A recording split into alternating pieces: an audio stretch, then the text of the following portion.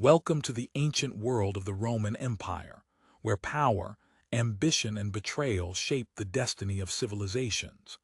Today, we're diving into one of history's most staggering tales of rise and fall, the story of Emperor Commodus. From the heights of imperial glory to the depths of madness and tyranny, Commodus's reign is a reminder that even the greatest empires are vulnerable to the flaws of their leaders.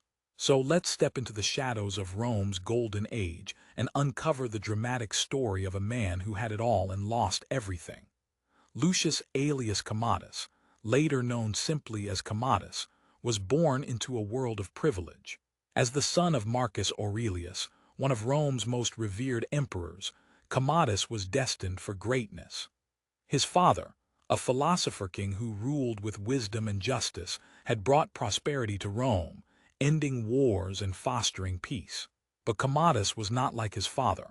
From a young age, he was spoiled, indulgent, and more interested in the spectacle of the gladiatorial games than the affairs of state. When Marcus Aurelius died in 180 AD, Commodus ascended to the throne at just 18 years old.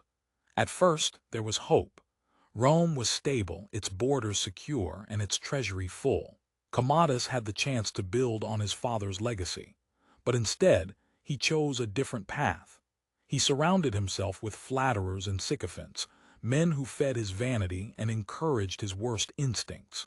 He became obsessed with the idea of being a living god, a divine ruler above the law.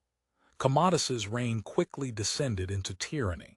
He raised taxes, debased the currency, and used the money to fund lavish games and spectacles. He renamed Rome Colonia Commodiana, and even went so far as to declare himself the Roman Hercules, claiming he was the reincarnation of the mythical hero. His paranoia grew, and he began to see enemies everywhere. Senators, magistrates, even members of his own family were accused of treason and executed on whims. Rome was gripped by fear as Commodus's madness consumed him. But Commodus's most infamous obsession was the gladiatorial arena. He became a performer himself, fighting in the Colosseum as a gladiator. While historians debate whether he actually fought real battles or staged ones, there's no doubt that this spectacle horrified the Roman elite. The idea of an emperor, the symbol of Roman dignity, fighting like a common gladiator was unprecedented and humiliating. Yet Commodus didn't care. He was addicted to the roar of the crowd, the rush of power that came with being the center of attention.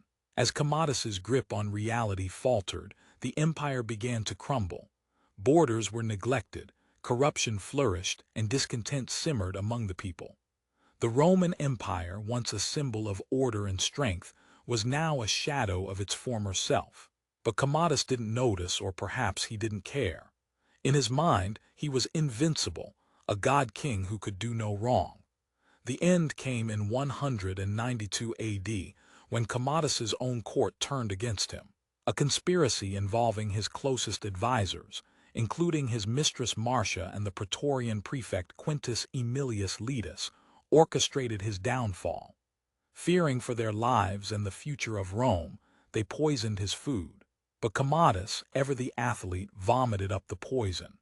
Realizing he had been betrayed, he attempted to flee, but it was too late. A wrestler named Narcissus, one of his loyal servants, strangled him in his bath. The death of Commodus marked the end of the Pax Romana, the period of relative peace and prosperity that had lasted for over 2 centuries.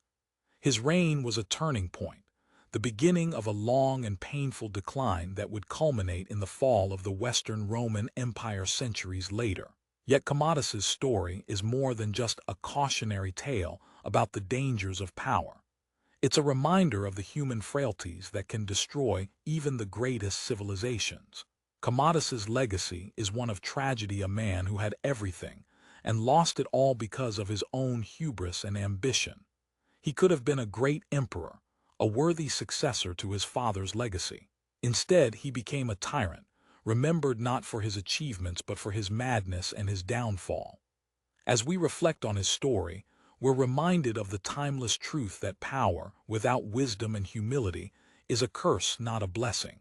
Thank you for joining me on this journey into the shadowy corners of Roman history. If you enjoyed this video, please take a moment to like, comment, and share it with others who might find it fascinating. Don't forget to subscribe for more gripping tales from the Roman Empire and the untold stories that shaped the ancient world. Until next time, farewell, like, share, subscribe for more stories.